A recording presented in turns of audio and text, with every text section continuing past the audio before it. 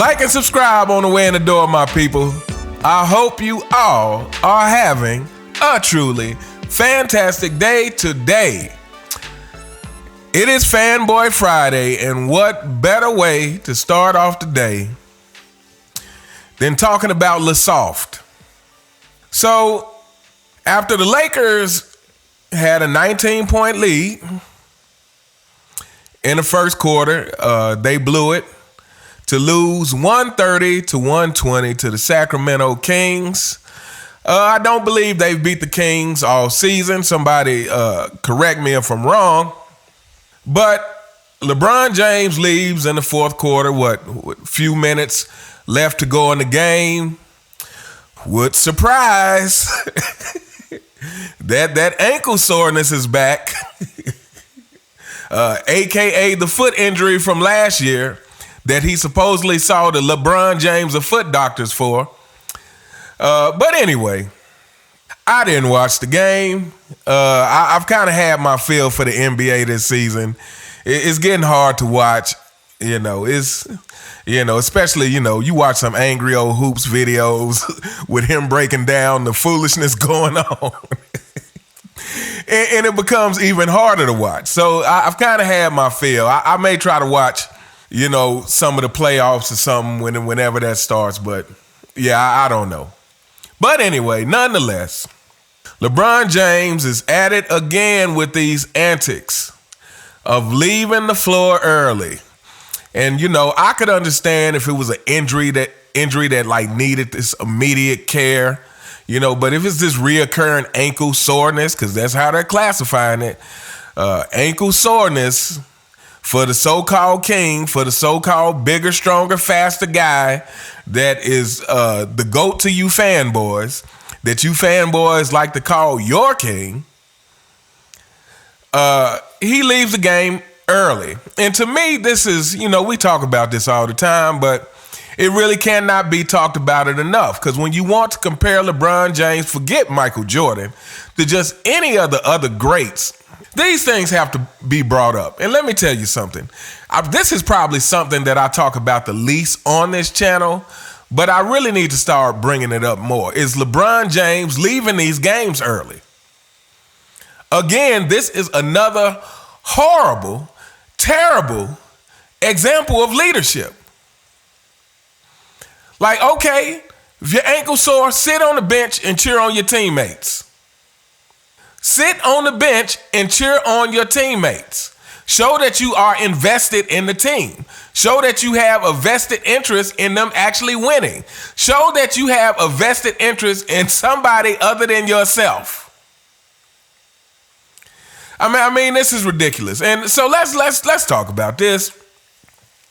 Let's talk about Darvin Ham.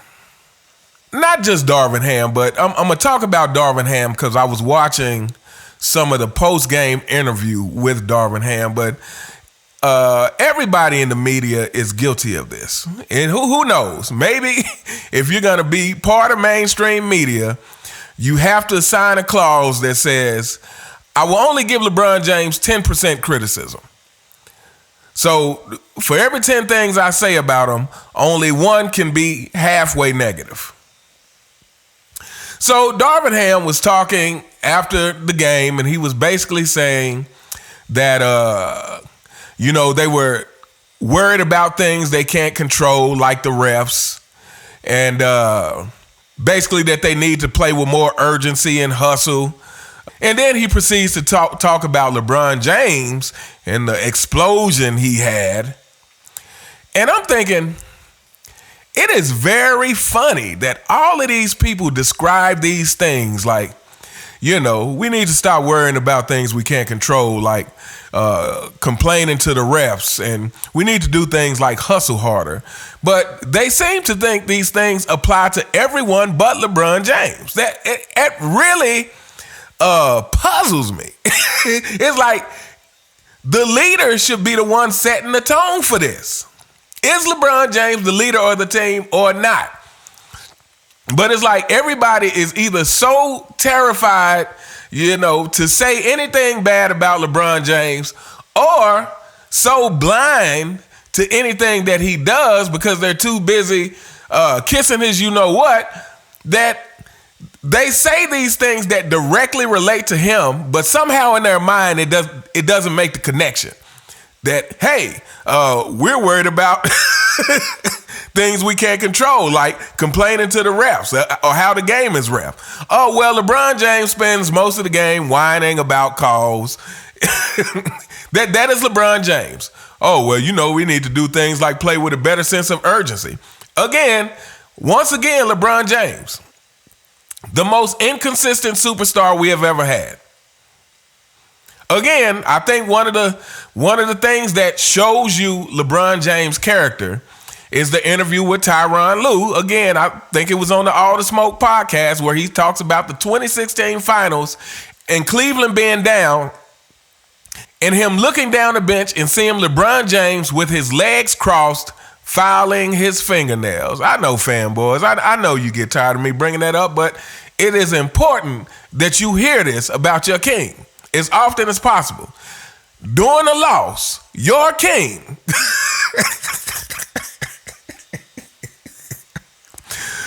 was sitting on the bench with his legs crossed, filing his fingernails.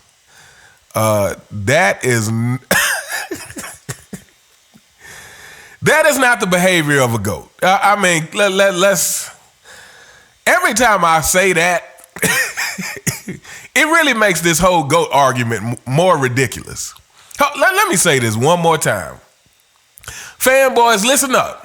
During the 2016 finals, in which Kyrie Irving saved your Kings legacy, in which is one of the shining moments for you guys and your king, because you guys love to bring up the 2016 finals.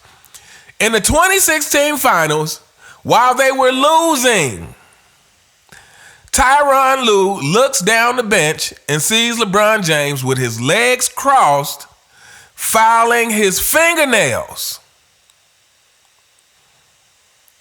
And then, against this loss against Sacramento, he has his ankle soreness and leaves the game early instead of staying out there, seeing if he can provide some encouragement for his teammates. And let's go ahead and get into this. Again, on this channel, we talk a lot about patterns. We talk a lot about what people say, because you can tell a lot by what people say, the words they choose to use. You can tell a lot by a person's demeanor. And LeBron James has the demeanor that he really could care less to talk about anything else but himself. When I was watching LeBron in a post-game interview and he says, I'll be fine. This ankle soreness, it'll be fine. I'm sure it will, LeBron. I mean, I'm sure it will. Ankle soreness, AKA load management, excuse for load management. He just has this demeanor of, like I said in another video, he never says anything insightful. He always looks like he's thinking of whatever's gonna make him look the best.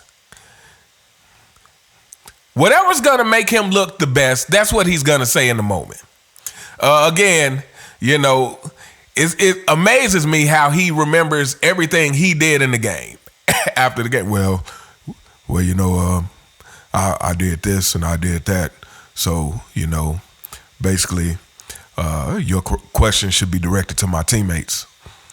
Don't ask me about the loss because, I always make the right play.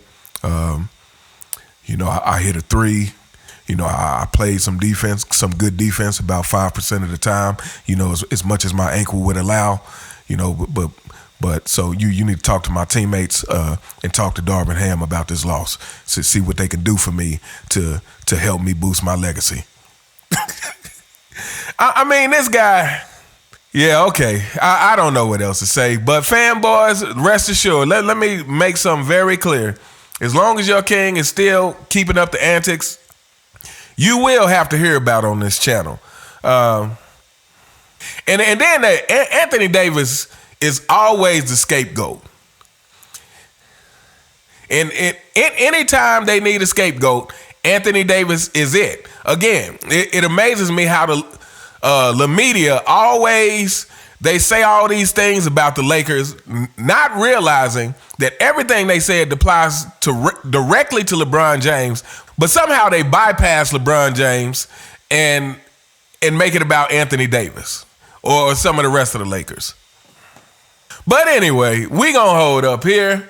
Let me know what you guys think in the comments. Did any of you actually happen to watch that game? I mean, other than that, what do we really have to talk about? It's more of the same from LeBron James, demonstrating his poor leadership, demonstrating his selfishness, demonstrating his lack of responsibility and lack of accountability. You know, in other words, just another day in the life of LeBron. Let me know what you guys think in the comments.